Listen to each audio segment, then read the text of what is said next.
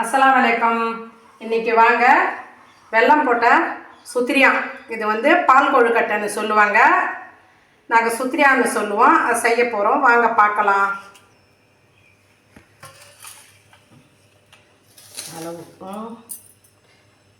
இந்த கப்பால் ஒரு 2 கப்பு மாவு எடுத்திருக்கேன். நான் தண்ணி வந்து அளந்து போடல, எங்களுக்கு கணக்கு தெரியும், நான் போடுறேன்.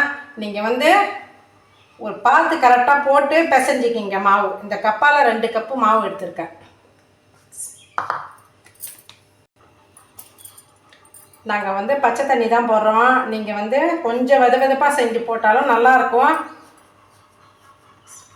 அளவெல்லாம் இல்லை, இது வந்து அப்படியே போட்டு நான் பிசைஞ்சிக்குவேன் மாவு.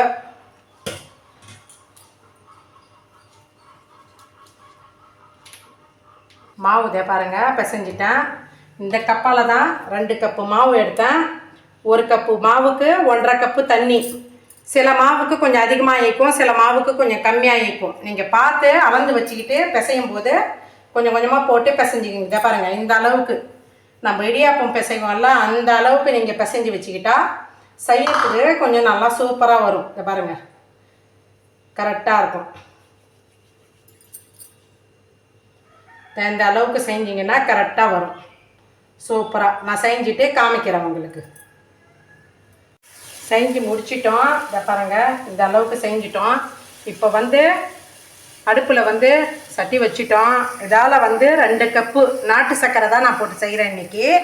வெல்லம் இருந்தாலும் நீங்கள் போட்டு செய்யுங்க. 1 கப்புக்கு 1 கப்பு போட்டிங்கன்னா கரெக்டாக இருக்கும். இப்போ 1 கப்பு, இது வந்து 1/2 கிலோ சர்க்கரை எடுத்திருக்கேன். 2 கப்பு தான் வரும். அதால் தண்ணி வந்து உங்களுக்கு அளவு வந்து தேவையில்லை, நீங்கள் எவ்வளோ வேணுமோ போட்டுக்குங்க.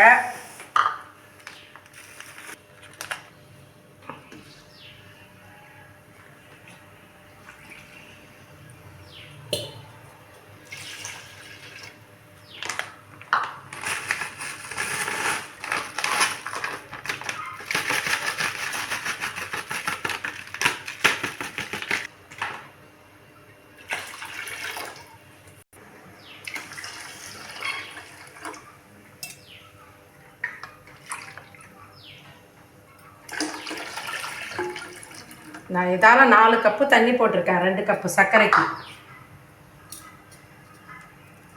நல்லா வந்து கொஞ்சம் கொதிக்கிட்டோம், வடிகட்டிக்கலாம். ஏதாவது தூசி கீசி இருந்தாலும் வடிகட்டி போட்டிங்கன்னா கொஞ்சம் நல்லாயிருக்கும்.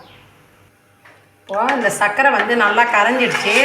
இந்த டைமில் நீங்கள் வடிகட்டி போடுங்க, அப்படியே போடாதீங்க, ஏதாவது தூசி இருக்கும். வடிகட்டிட்டோம். தூசி இருந்தது, நீங்கள் வடிகட்டி போட்டிங்கன்னா கொஞ்சம் சேஃப்டி தான். ஏன்னா கொஞ்சம் மண்ணு கிண்ணு இருக்குது கீழே, அதனால். ஒரு 50 கிராம் கடலப்பருப்பு இதில் போட்டிங்கன்னா நல்லா டேஸ்ட்டாக இருக்கும்.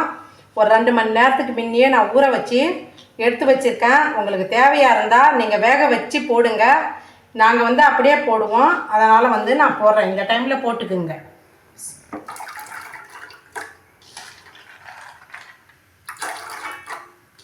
இந்த சீராவிலேயே கொஞ்சம் நல்லா வெந்துடும்.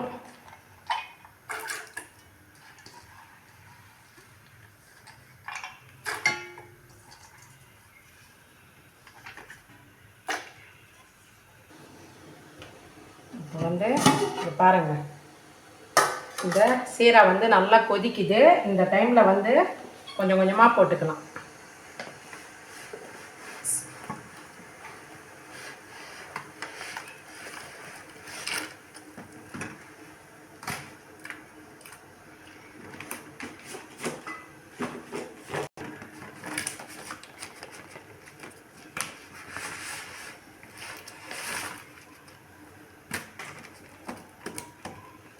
போட்டு உடனே கிண்டாதீங்க, கொஞ்ச நேரம் கொதிச்ச அப்புறம் அதே தனியாக வந்துடும்.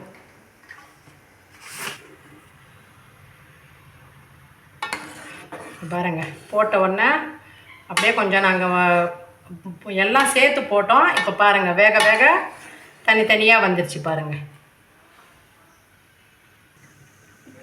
இதை பாருங்கள், நல்லா வெந்துட்டுருக்கு. தண்ணி வந்து நான் 1 கப்பு சர்க்கரைக்கு 2 கப்பு போட்டேன். இன்னும் 1 கப்பு சேர்த்து போட்டுக்குங்க. கொஞ்சம் நல்லா திக்காக இருக்குது. இந்த அளவுக்கு இன்னும் 1 கப்பு சேர்த்தும் போடலாம்.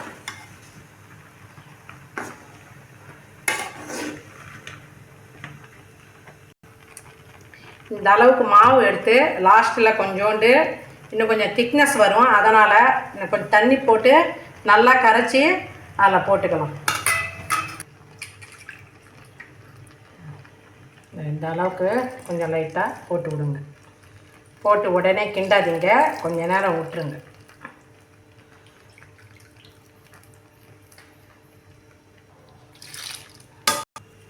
பாருங்கள் நல்லா வெந்துருச்சு.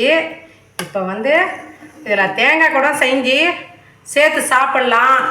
தேங்காய் போட்டிங்கன்னாக்கா கொஞ்சம் சீக்கிரமாக கெட்டு போகும். முந்திரி பருப்பு இருந்தாலும் தாளித்து நெய் இருந்தாக்கா போட்டு சாப்பிட்லாம்.